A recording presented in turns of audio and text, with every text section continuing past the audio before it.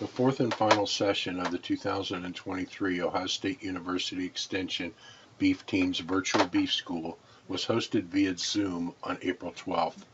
Following a format different from Beef School sessions in the past, the entire evening was spent discussing and responding to questions that had been asked by the listeners. Topics of discussion during the evening included budgeting feedlot gains and economic break-evens, considerations for genetic selection criteria, the freezer beef business, and a variety of herd management concepts related to capturing the beef cattle profit opportunities we expect to see in the foreseeable future. Throughout the evening, OSU Extension Beef Field Specialist Garth Ruff moderated the questions and answers. Listen in as Garth kicks off this 2023 edition of Beef Team Live. So once again, welcome to our fourth webinar of what's typically our Ohio Beef virtual series that we do throughout the winter. Sure don't feel like winter today, or feels more like summer, I guess. Hopefully it's as nice here in another 3 weeks or so, but a real nice April afternoon here. The purpose of today's webinar, is really to address some questions that were asked by you all that are participated throughout the series, or if this is your first time logging in, feel free to ask some questions. We got the Q&A function there, or if you raise your hand, I think I can figure out how to unmute you as well. So we have those options available to us. We had a couple of questions come in from Stan's post in the newsletter there a couple of weeks ago. And I guess we can start with a couple of those, if that's all right. Dr. Boyles, I guess we'll shoot one towards you to begin with. I had a question about how to calculate, gain on feedlot cattle and overall break-even cost. Yeah.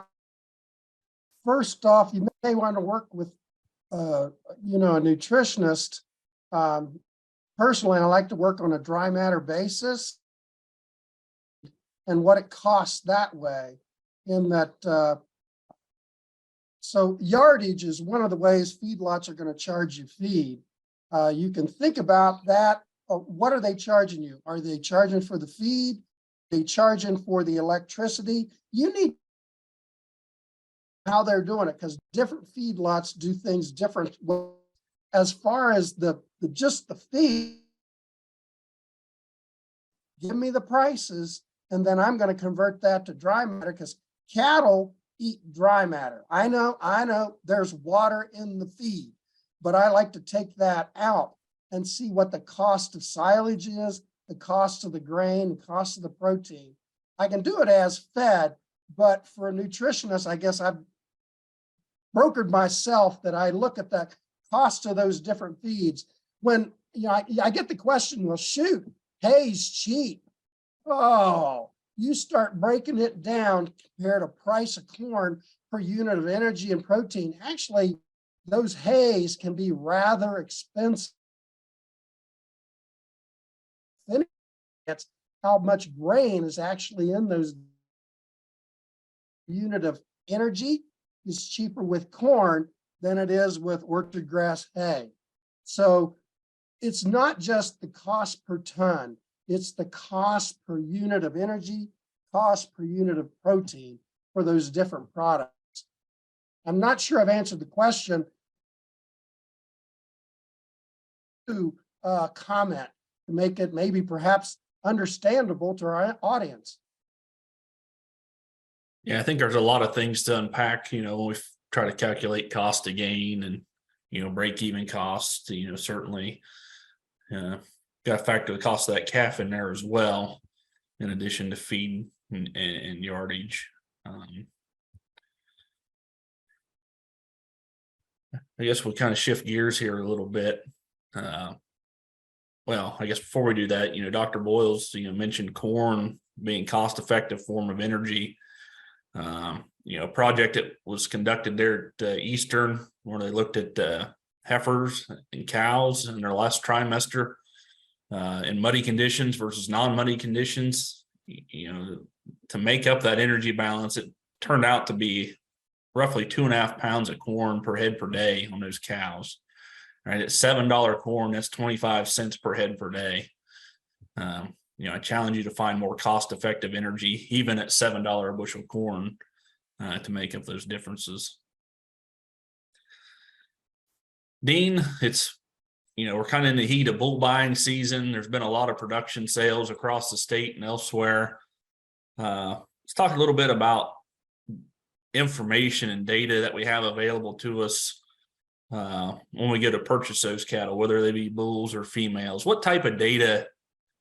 I think at times maybe there's data overload, right? We have EPDs, we have genomics, we have production data, actual birth weights versus birth weight EPDs, calving ease direct. Is it still relatively new or maybe not well explained to some producers? What type of data should we be using, and what type of data can we kind of sort off to the side? I think we need to be looking at all of it and kind of weight it a little bit differently. The production data is important. We need to know how that animal has done for the people, but that doesn't necessarily tell us how the calves out of that bull are going to do. The EPDs, those are the expected progeny differences, and those give us a good idea. Once again, we can't rely completely on any one factor, but they're taking into account the pedigrees behind the bull and his sire, his dam, other progeny that are out there. They all go into a formula and they calculate out what they would expect him to be. Now, when you look at those EPDs, they have them on a whole bunch of different traits. You need to look at the reliability that's listed under those. When a individual, a bull, first gets registered, his EPD reliability may be down around 5%. Once they start adding some data in, then the EPD reliability is going to start going up. And as he gets progeny and as maybe genomics are added into it, different things go into there, then that reliability will go up and you can put a little more confidence in that. That information's out there. If you're buying registered bulls, that's probably the most trusted source is going to the EPDs. When they talk about genomics are important because the genomics can add in value equal to 10 to 25 calves on that sire. And so if we can get genomic information factored into the EPDs, that's a big help. Trying to think what else to mention here, Garth. I'm probably overlooking something. Does production system matter if I'm selling feeder calves, retaining ownership of those cattle? I hear a lot, hey, I'm just selling feeder calves. Should I care about carcass EPDs, those type of things? Yeah, good point. It definitely depends on what your system is for what's going to work out best for you. One bull isn't the best in all situations. And if we look at those EPDs, most of the breed organizations have came up with dollar value indexes where that you can kind of get a summary of how you expect that bull to be for certain characteristics. So for instance, like with the Angus breed, you can get $1 beef value. That's going to look at the size of the carcass, the value of the carcass, characteristics like that. So if you're selling based on pounds of beef, that might be important to look at. If you're trying to raise breeding stock to sell in females, then you might look at the dollars M, which would be dollars maternal. And then that looks at other values related to performance of a female. If you're selling on a grid system, that's going to change it. You're going to look a lot more at the carcass value, and there are EPD indexes based on the carcass value also. But if I shouldn't say most, but a lot of people are just selling feeder calves and they want to have the most pounds of feeder calves sold. There's values that you can look at for that. It's not always just which one has the biggest weaning weight and the biggest yearling weight, because sometimes those are associated with maybe high birth weights also. So you need to kind of factor things in and make sure you're not just selecting on one trait, but if you're selling just feeder calves, it's always good to try to keep that carcass information up just to help the breed out, but you're also wanting to maximize the pounds of calf that you're selling. And there's an index to look at for dollars W for the weaning value. Stan, we're talking about data and making breeding decisions. Any thoughts? What data to emphasize? What data maybe do we put in the back of our minds? Well, I heard the end of what Dean said, and I certainly agree with that. I think it's important to select for balance of traits. Single trait selection has gotten us in trouble for decades. So I think they're all important. And where this thing has gone in the last 5 to 8 years, and where I think it's going to continue to go with the tremendous premium for choice and prime cattle over selects, I think it is important to pay attention to marbling scores and yield grade EPDs, or the ones that correlate to that. Each breed has a different term for them. But the other thing that we're going to start doing at home is, even though we're not going to get paid necessarily at the sale barn for it, we're going to start looking at shear force EPDs for those breeds that have them in our selections, and try to be sure that those are in the upper third of the breed when we select. And if we're going to a freezer beef market, anything we can do to improve quality right now. And then eventually, if we get to a place where, believe it or not, I can see guys at some point in time pulling DNA on feeder calves and selling them with that type of information. I think it's going to be important that they have the ability to marble and at a reasonable yield grade. And I think selecting for a balance of all those traits is important, even though today, if you take them to the sale barn, they're not going to ask you what your marbling scores are on your calves. But I think the day's coming when that's going to be critical. It's going to be valuable. I don't know if it's going to be critical. It's going to be valuable. Dr. Boyle, Stan mentioned shear force data. Want to explain what that is a little bit? Sure. That's a machine that simulates the chewing of the human mouth. And so it measures how much pressure it requires to cut that piece of meat. And so that is, if you can measure it, then you can record, that can become data. If you can't record thing, but Warner Bachelor shear force is just a machine, and it's been around for years, that reflects how hard a human mouth has to work to chew a piece of meat. And it's highly correlated. I know it's a machine, but it's highly correlated with somebody that says, boy, that was a tender piece of meat, or that was tough. Yeah, the Warner Bachelor shear technique accurately predicts that. So it sounds like there's some opportunity to make some selection decisions with the consumer in mind, not only marbling, but tenderness as well. Before we shift gears to a question that's come in here, thinking along this lines of EPDs and single trait selection, we did a bull sale over the weekend, and I had a nice conversation about the birth weight EPD in particular. At times, maybe I think we've done a little too good talking about birth weight as a selection tool, when we make those bull buying choices. Any thoughts there? What is a birth weight that's unacceptable in today's cattle? I think the birth weight's an important one to look at, but I like looking at the calving needs direct a little bit more so. The calving ease direct lets you know, and that's the CED EPD. And it lets you know what percentage of calves need assisted when they're having birds out of heifers. And that tells you more than just the birth weight. So the shape of those calves is going to make a little bit of difference. You can have a 90-pound calf that can be born easier than a 70-pound calf, depending on the shape of it. So I think there's something there more than just the birth weight. The birth weight, though, gives us a good idea. But there's a lot of factors that go into it. I think we do sometimes get a little,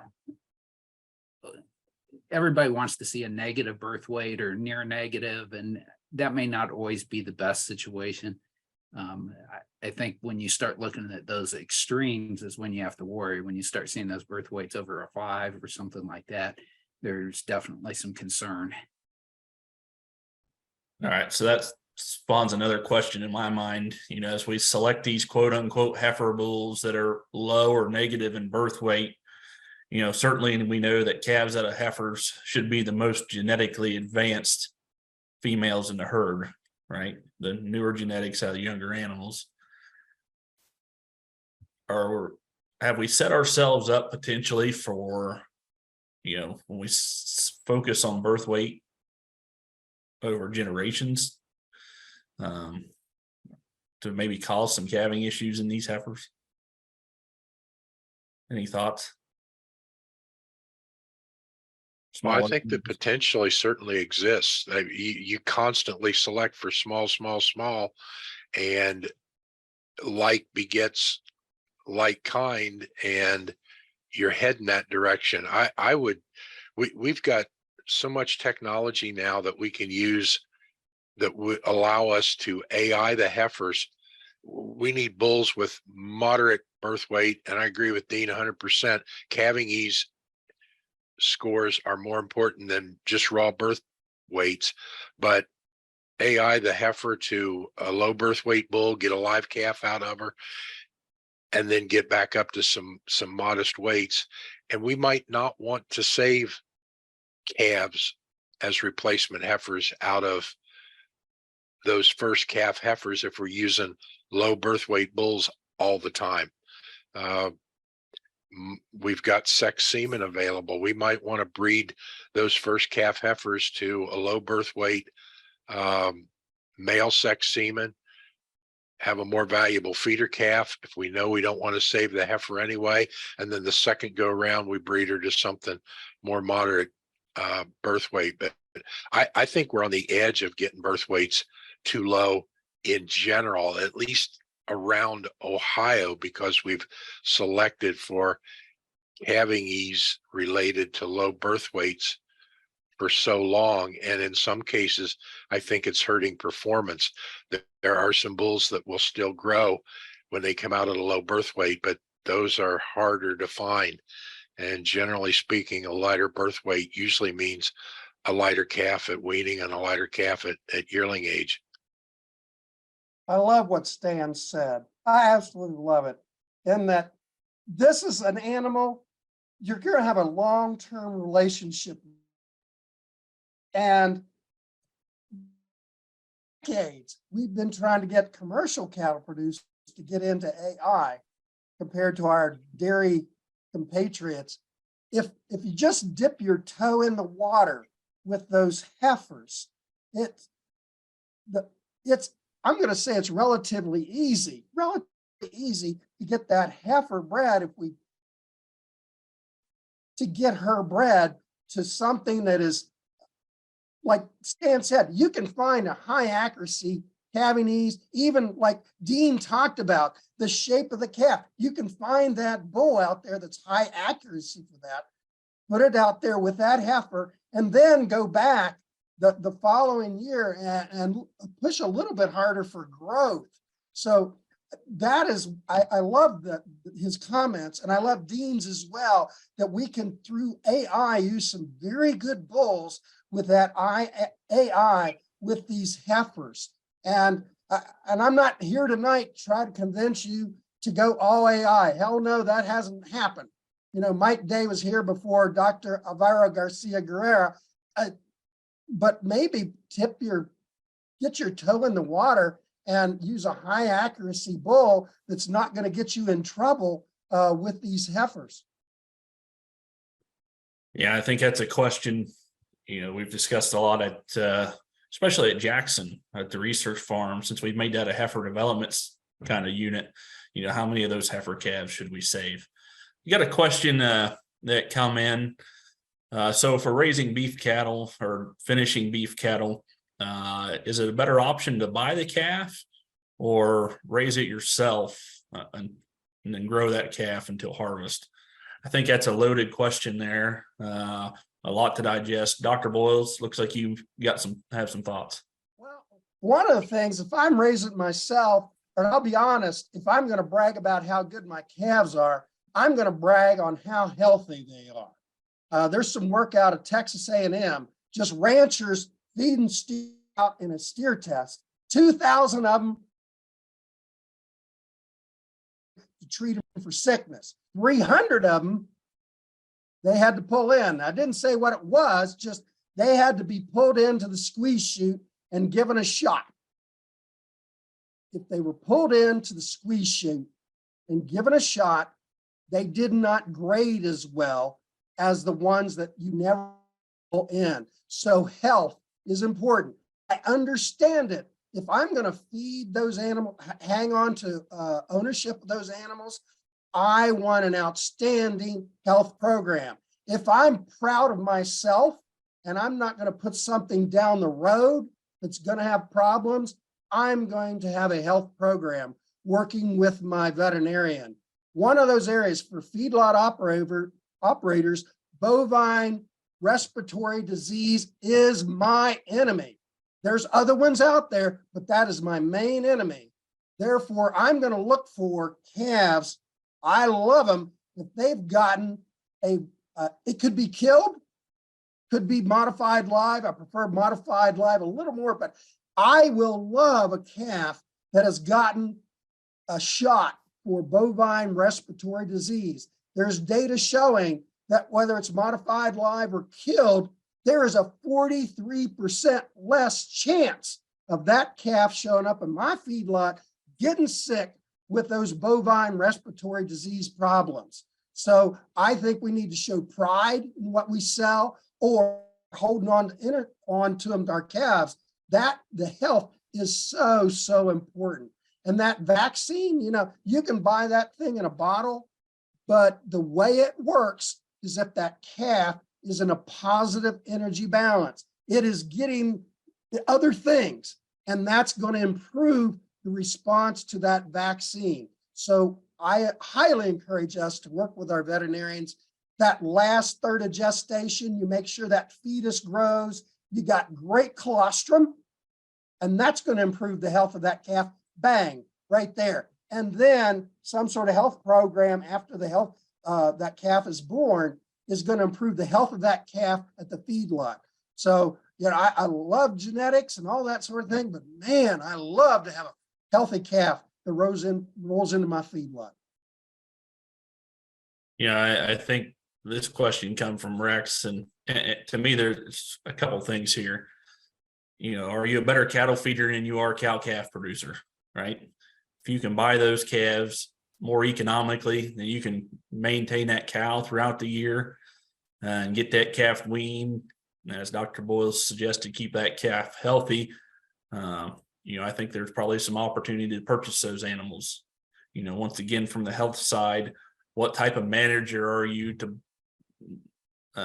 when we get those purchased calves home, right? And probably the biggest cardinal sin I see when we purchase calves and we think about feeding them, especially in a small farm situation, is oftentimes we're using a self feeder or a steer stuffer. Where disaster sets itself up is when we buy those green balling calves from the sale barn, we take them home, we dump them on that self feeder. All right, we upset that rumen. That's where I've seen some train wrecks here recently, really recently, with guys buying calves to finish them. So we got to start those calves, ramp them up on that high energy diet, that high plane of nutrition, like Dr. Boyle's suggested. That's really more of a science than an art, right? Knowing how much energy kind of step feeding those animals, from the time they're weaned, we purchase them, we get them home. All right. If we put them on full feed day one, that's not going to be pretty as far as sickness and death loss goes. So it's part economics. I think it's part animal health, then it's part nutrition, and what kind of manager are you across that spectrum? There's opportunities to do it both ways. But to me, I think it boils down, what's your cost to raise that cow, maintain that cow, get that calf weaned? Really think about separating your cow-calf enterprise from your cattle feeding enterprise as we think about economics, right? You may not transact any money, but if you think about selling that calf from your cow-calf business to your cattle feeding business, right? If your cattle feeding business is much more profitable than the cow-calf side of things, maybe we shouldn't be in the cow-calf business. And then, sometimes that's kind of a tough pill to swallow, but and maybe not this year with the price of calves. We're talking $1,200 feeder cattle, which makes the cow-calf side probably a little bit more profitable. But on the flip side, when we're buying those high dollar calves, we've got greater input cost right off the get-go on the cattle feeding side of things. So once again, I think we've had some folks join. If you have questions, put those in the Q&A box, or Dirk down in Pike County. I think I can unmute you if folks in your office have questions as well this evening. Just let me know. Let's talk about calf prices, right? How do we maximize the value of these calves? I think this is a time to talk about efficiency on the cow-calf side of things. How do we identify some of those poor performing cows, move them out of the herd?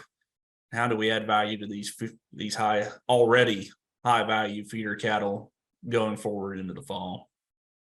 Stan, any thoughts? Yeah, with the value of cattle and considering the premium they're paying for quality, you cross every T and dot every I that adds quality to them. What used to be nickels and dimes are now dollars and $5 bills and $10 bills. So all the little things that we've talked about for a decade or better, 2 decades, going back to back when we were doing Buckeyes Best and the weaning program, these things need to be vaccinated. They need to be castrated. They need to be dehorned if they've got horns. All the little things, adding value to the total herd. For $2.50 to $3, you can pull blood on a cow and see if she's pregnant. And if she's open with the value of calls, she needs to be gone. And you need to be thinking about how we're going to replace her or what we're going to fill in that blank with. All those little things that we thought used to be too expensive still cost us the same money to do, but they're twice as valuable now, 3 times as valuable. So I think if there's ever a time to pay attention to the little things, all the way down to genetic decisions and breeding decisions, set yourself up for anything that's coming down the pike, especially a very highly productive, high quality herd, because if there's ever a time to move out the opens and not hang around with them and move on with life at the value of them now, it's now. I used to work with an ag economist, but he was really a cow-calf producer, Dr. Harlan Hughes. And Stan, he basically said the same thing. He wasn't mad at the cow that didn't get pregnant and that you can sell her and she's going to bring you some good money.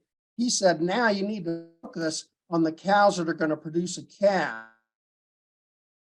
Cows that produce early calving season, they're making you money. The middle third, depending on prices, break even, maybe make money. But those cows that are calving in the last third of your calving season, are they paying your feed bill? And then we get into the, deeper discussion of nutrition to get all those cows bred. But it was interesting how you break things down, that just because a cow brought in a calf, when did she? And did she pay her feed bill? Yeah, it's kind of interesting times. Was helping a colleague of ours set up an e-barns project, working with a cow-calf producer yesterday, and farmer had one of the, I call them sentimental cows. She's such a good mother, but she's thin all the time, type of thing, right? Hard to her.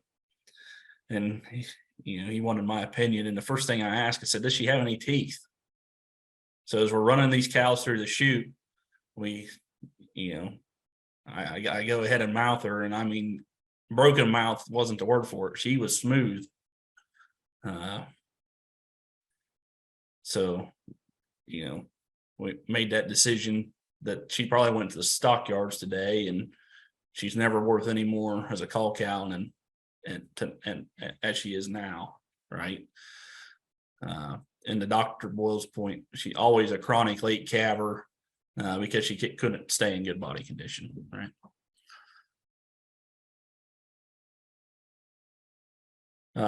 Let's shift back to Dean a little bit. We talked about heifers, and Dirk sent me a question that come up in their group.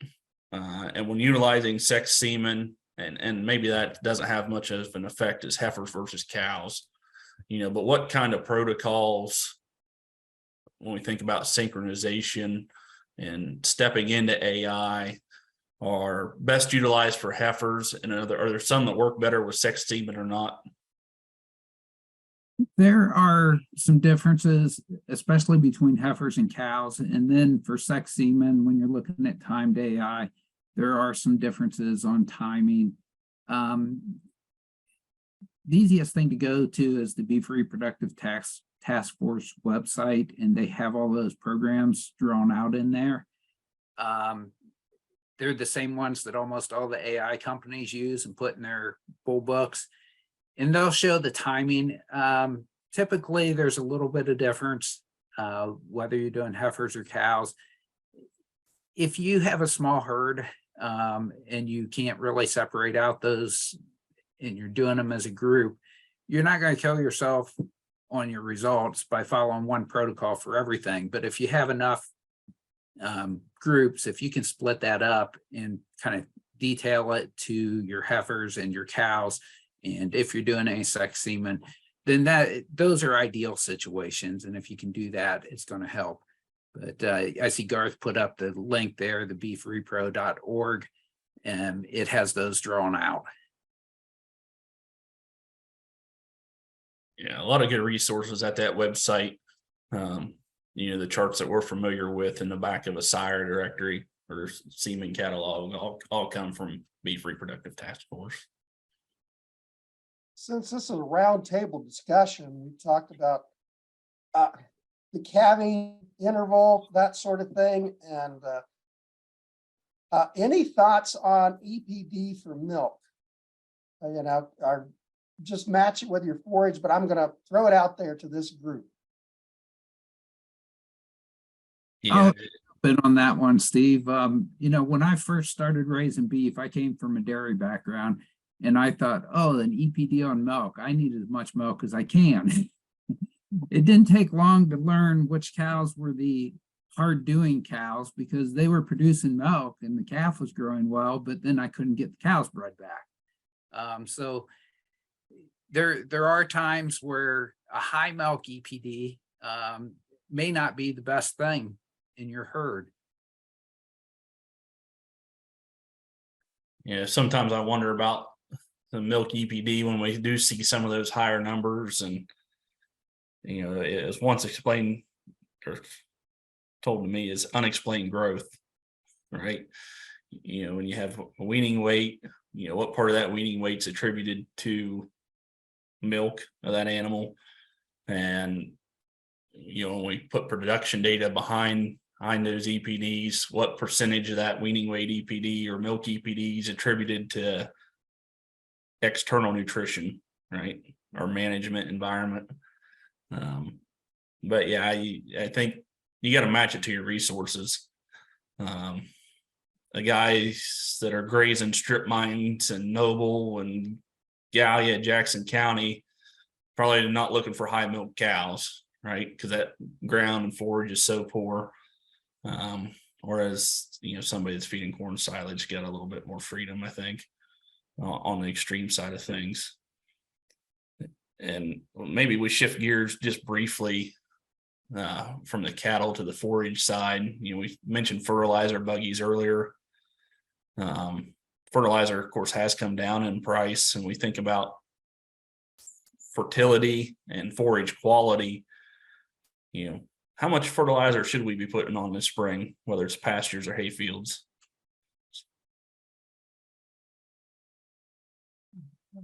I know Stan's got the gears a turning here. Well, you better know you need it before you put any on. I'm not a fan of putting nitrogen on early. We create more forage than we can actually manage and feed most of the time. So I'm of the opinion you put nitrogen on after the spring flush is over, the latter part of May, sometime into June when it starts drying out. Last year it didn't dry out till the middle or end of June, but I don't think you put nitrogen on until that spring flush is over. And then from there, if you need P and K, in my part of the country, we've got great phosphorus levels. You move east from me and get into eastern Ohio, and phosphorus levels are horrible. So I guess you need to know how much you need, but I'm still really reluctant. The only way we can get phosphorus is with nitrogen. I would rather put it on in June and take better advantage of that nitrogen than be throwing that out there now because I got a little bit of time. Besides that, I'm probably pressing a wheel track in some spots when I'm putting it on today yet. And I don't want any compaction because I'm not going to get the performance under those wheel tracks that I should get. So know you need it, figure out what you need, put together a build-up plan and put the nitrogen on when it'll get you the most bang for the buck. And that's not the first thing in the spring.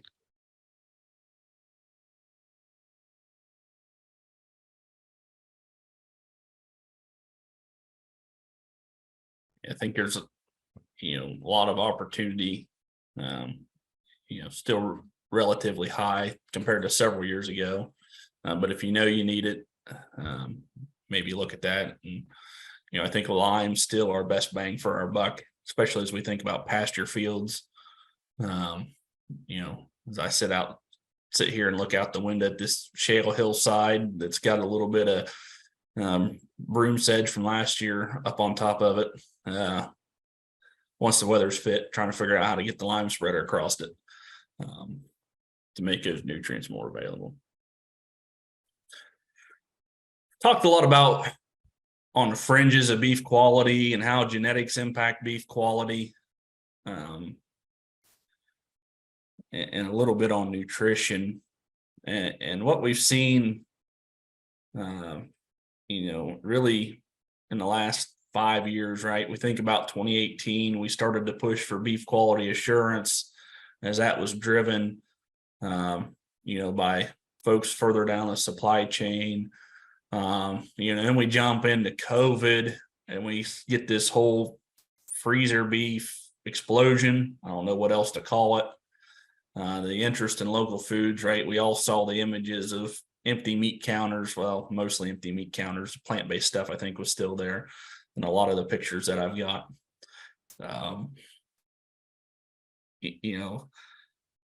and I still think we got folks that was the first time maybe they've bought cuts of beef other than hamburgers and steaks. So how do we tie beef quality, cattle management all into this freezer beef kind of local foods thing we've seen here in Ohio in the last, really since 2018, 2019? One of the things, Garth, I thought about when you were talking is, there's several fact sheets out there on, you get a 1,400-pound steer and this is all the meat I get back. We probably need to do a better job of sharing that information with those people that are, God bless them, they care about their product. I don't want to make fun of, in all seriousness, that, somebody's not trying to cheat you. This is the product you get, because there's gut fill, that sort of thing. It's an educational thing. Those people are not low intelligence. There's all sorts of things. I'm not stupid, but I don't know a lot about that probably needs to be a part of the marketing. Garth, you bring up an interesting thing. When we talk about selling local, that person not only needs to know how to raise cattle, they need to understand how to market cattle. I think to tag on to that, we've got some folks, and I'm going to crawl up on a soapbox for a second. We got some folks that have gotten in the freezer beef business that, quite frankly, have never seen the inside of their own cattle. And a couple of them, quite frankly, are near and dear to me. I know them very well. And they've not been in the cooler to see how their cattle are cutting and grading and yielding. And I don't know how they can do a good job of marketing them consistent quality if they don't honestly know what they're producing. They've also, some of them have got the idea that I can just buy feeder calves and I can buy some cheap ones here and I can add value to them. Well, is that really what you want to be building a business on? You're going to sell them some freezer beef in the short term, but quality is king, and it doesn't matter if it's on the freezer beef level or at the big packing house level. There are tremendous premiums being paid for choice and prime cattle and high quality cattle. And if you're getting involved in that business and you're selling some freezer beef or have the ability to see some of your own cattle, you've got to get in there and take a peek at them when they're cutting them up and see if they graded, see how much external fat they had and versus the amount of marbling. And, we can always feed them another 60 days, but that's not the goal. Fat's expensive to put on. So we need to be selecting for cattle that have the ability to marble before they've got an inch of back fat. And the only way we know that is if we follow them into the cooler and take a peek at them. So I think we got a lot of education to do actually on the producer side for some of the folks that have dove into what appears to be a very lucrative freezer beef market and maybe haven't done all their homework. Maybe Dean, you could talk about some of that. I think you're ready to do that, talking about carcass and heritability. Yeah. One of the things I was going to mention is it's not just on the producer end, but we also need some education on the consumer end. I run into people from time to time that they have purchased freezer beef, and some of them are really happy with it and others aren't. And when you see the pictures that people post of the freezer beef that they have for sale, and they take close-up shots of it, and you see this dark red meat with no marbling in it, and you kind of wonder why they're charging a premium price for it. And the consumers just need to understand when they look at it what they're actually getting. As far as on the EPD end of it, that's, again, if we're raising freezer beef and we're selling that, then that's where the carcass quality comes in. And we need to be looking at the EPDs for both the ribeye area and the marbling on it. And we don't have that tenderness measurement necessarily, but in some of the DNA tests, there is a tenderness measurement in there that we can look at a little bit, at least. I stand and mention that.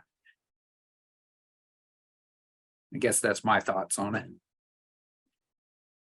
Yeah, that's probably what we've just kind of unraveled is, since I've started in this position, probably the number one topic area is kind of freezer beef production. I'm going to direct the next question straight to Dr. Boyles because I think this is in his wheelhouse. And it comes from Pike County.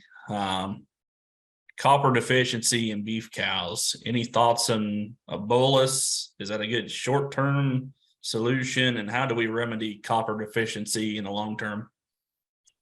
Yeah, I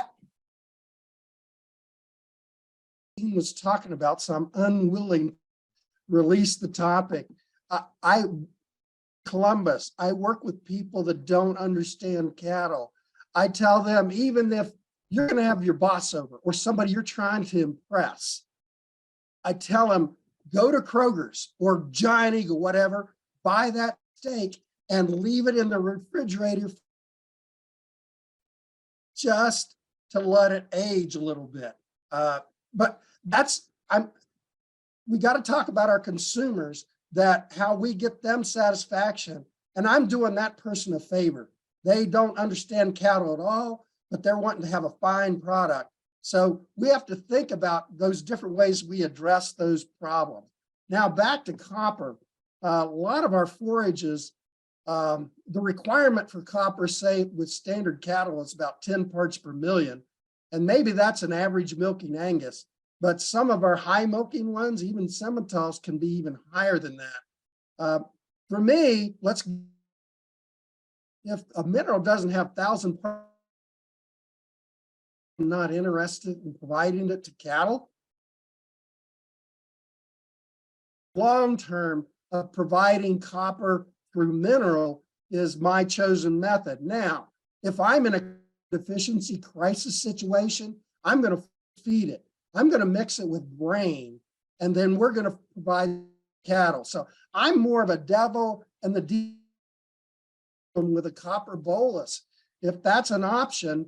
But I'm thinking about everybody out here. I'm not sure a lot of you want to do that. So I'm ready to use a long-term mineral program with those cattle. But no, if I'm in a situation, and I've been in that, where cattle are in a bad way, we've got death, that sort of thing, then I'm mixing copper with, I'm force feeding it. If I need to use a bowl, I'm more than willing to do that.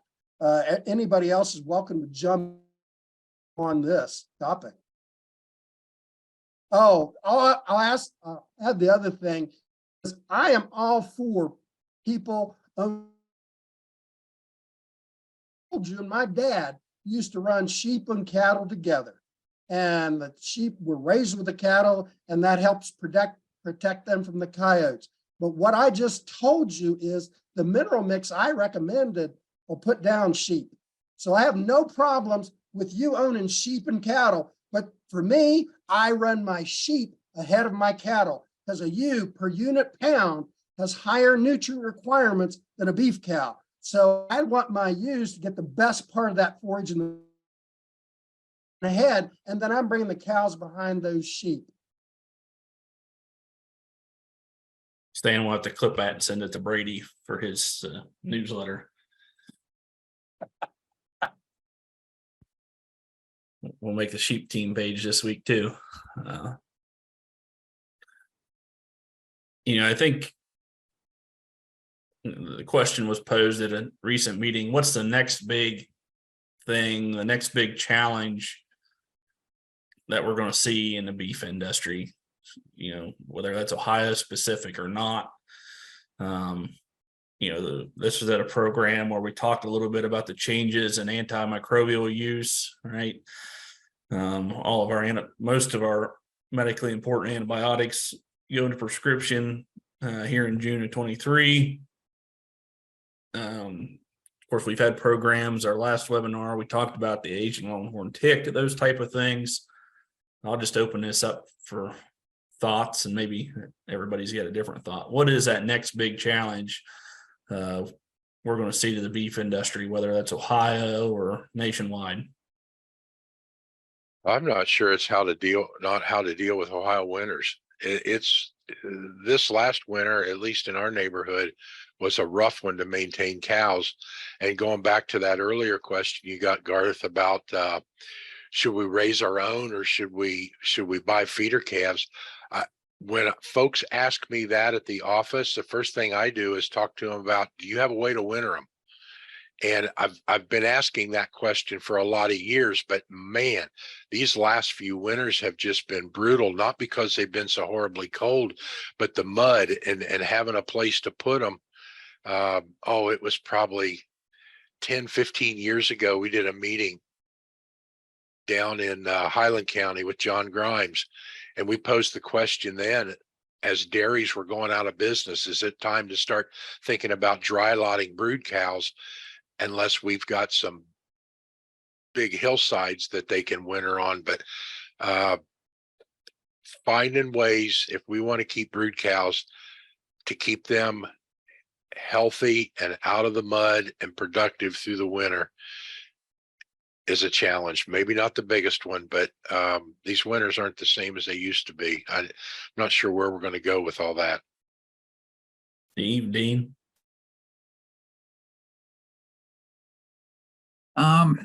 That's a good question. I'm not sure what the next big thing is going to be. I think with the economics changing the way they have and values of feeder calves going up, but the value or the cost of the inputs going up too. I think it's going to put an increased need on record keeping.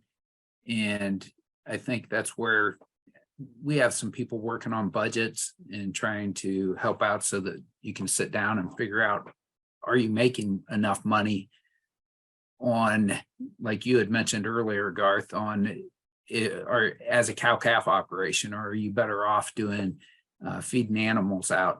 I think if we can kind of specialize in an area possibly and do a little better job at record keeping so that we know where we are making money and where we might not be making as much money, that might be a big deal as we move on. Garth, in the short term for me in the feedlot area is, for all of us, is June 11th. Veterinarians having control over more of the prescription type of antibiotics we have. The other one for me is implants, with the FDA making some statements about there are no specs on re-implanting. And I'm watching that one really, really close. There's some there'll be companies that are going to put on their label, okay, you can give this implant for 90 days and you can give this other one for, say, 90 days or 120 days. If I don't have a label, I'm going to look hard for the 200-day implant. In the short term for me, those are some of my questions. I appreciate what's the big question? Those are a couple of my questions over the next coming into fall. Several things to think about there. My answer to that question usually depends. The good old extension fallback, depends on what we're talking about. Is it environmental regulations? Are we going to have to keep track of? And Dean talked about records, and I think that's an important thing to talk about. Not only as we think about antibiotic use, we're going to have, I think, hard and long discussions about traceability here in the next few years. So there's an opportunity for record keeping there. Just because they're big things coming up, I don't know that they're all necessarily challenges. I think there's some opportunity to be had as well, if we can figure out how to capitalize on those management changes. But yeah, I think it depends on who's asking and what the conversation. It often depends. Beef quality. I think we've hammered on that quite a bit this evening.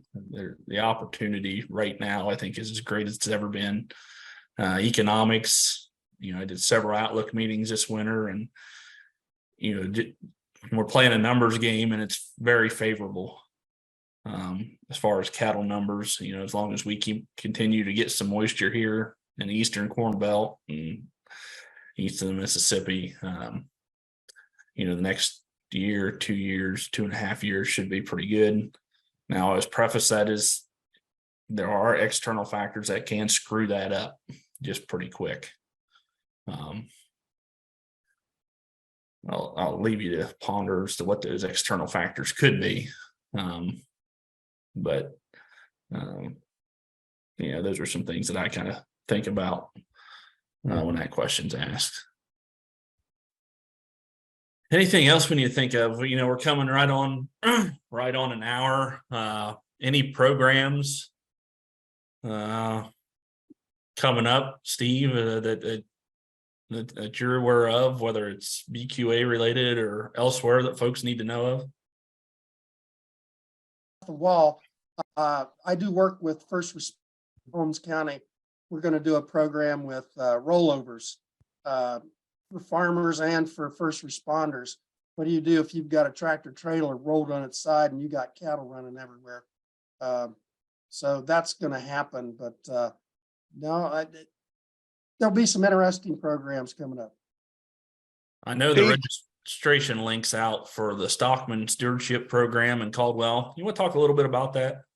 Yeah, that's going to be a 2-day program. Garth kind of team doing that with me. I think it's 29th and 30th. And the big focus is animal handling. Kurt Pate, could be Ron Gildine Fish, but I mean, really some nationally recognized people in cattle behavior and premier part of that. And it's animal welfare, but I mean, it's handling. 2-day program. Obviously, if you go participate in the program, you're going to be BQA certified, but that'll be at the Caldwell Research Station. I think my dates are right, Stan, the 29th and 30th, a Friday and Saturday. So keep your ears up on that one, because I'm not bragging that we're going to make a good program. Just, I think the speakers we're going to bring in, high quality. Yeah, not every day do we get the opportunity to hear from some nationally renowned, world renowned animal handling experts, aside from Dr. Boyles, here in Ohio. Some things that I'm working on.